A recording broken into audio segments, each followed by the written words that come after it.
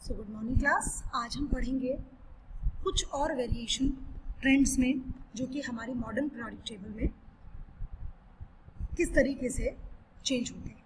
तो सबसे पहले हम बात करेंगे आज एटॉमिक साइज के बारे में। Atomic size, what is atomic size? Atomic size क्या होता है बेटा? एटॉमिक साइज अगर हम नॉर्मल सी बात करें, एक सिंपल सी बात करें, तो जो रेडियस है हमारे एटम का, that is atomic size. Atom के साइज को, और आप एटम का साइज आप कैसे फाइंड आउट करेंगे? वेरी सिंपल, कि आप उसके सेंटर से लेकर उसकी आउटर मोस्ट, जो आपकी क्या है, आपकी जो आउटर मोस्ट शेल है, उस तक का जो रेडियस है, that is the atomic size. अब ये जो एटॉमिक साइज है, ये किस तरीके से वेरी करता है जब आप एक पीरियड में या एक ग्रुप में मूव करते हैं, तो हमें ये देखना है। देखिए, whenever we move across a period, जैसे कि यहाँ पर एक एग्जाम्पल दिया हुआ है। सेकेंड पीरियड के एलिमेंट्स हैं boron, beryllium, oxygen, nitrogen, lithium and carbon. आप देख सकते हैं बोरोन का साइज इतना है, एटॉमिक रेडियस जो है। बेरिलियम का थोड़ा बढ़ा, ऑक्सीजन का कम हुआ, नाइट्रोजन का थोड़ा बढ़ा, लिथियम का अगर आप देखें वो 152 हुआ और कार्बन का 77।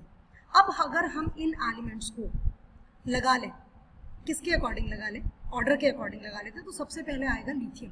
तो लिथियम का जो हमारा एटॉमिक रेडियस है, दैट इज 152। लिथियम का एटॉमिक नंबर होता है 3। उसके बाद आएगा बेटा आपका बेरिलियम, क्योंकि बेरिलियम का एटॉमिक नंबर होता है 4।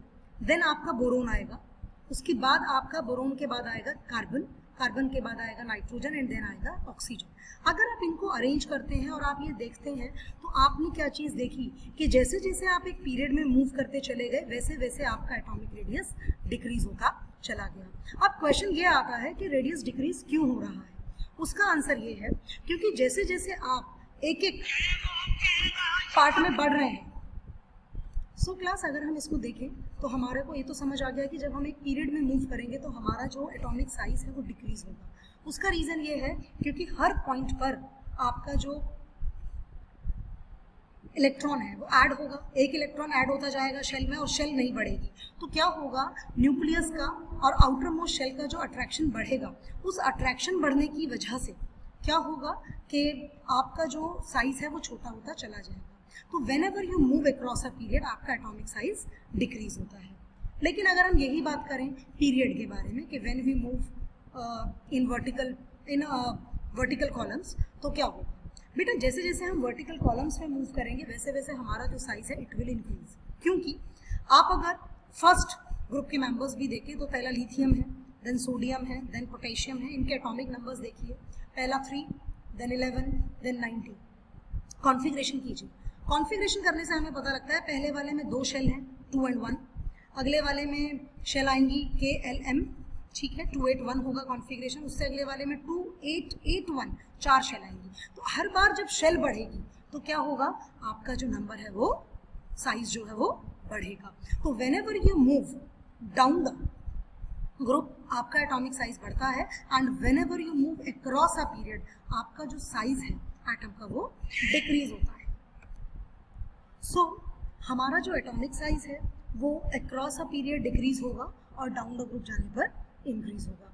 कुछ एक्सेप्शंस बीच बीच में हम देखते हैं जब हम पीरियोडिक टेबल को बहुत डिटेल में पढ़ते हैं, लेकिन आपके लिए बेसिक इतना ही है। आपको इतना ही पढ़ना है अपने सिलेबस के अकॉर्डिंग और अपने स्टैंडर्ड के अकॉर्डिंग कि when ever you move across a period, मतलब आप जब एक हॉरिजॉन्टल रो में मूव करते हैं, पीरियड के अक्रॉस मूव करते हैं, तो आपका जो साइज है वो डिक्रीज होता है। And when ever you move along a group, मतलब आप एक वर्टिकल सेक्शन में जाते हैं, तो आपका जो साइज है वो इंक्रीज होगा। तो एटॉमिक साइज के बारे में ये ऑर्डर हम फॉलो करते हैं। Thank you students.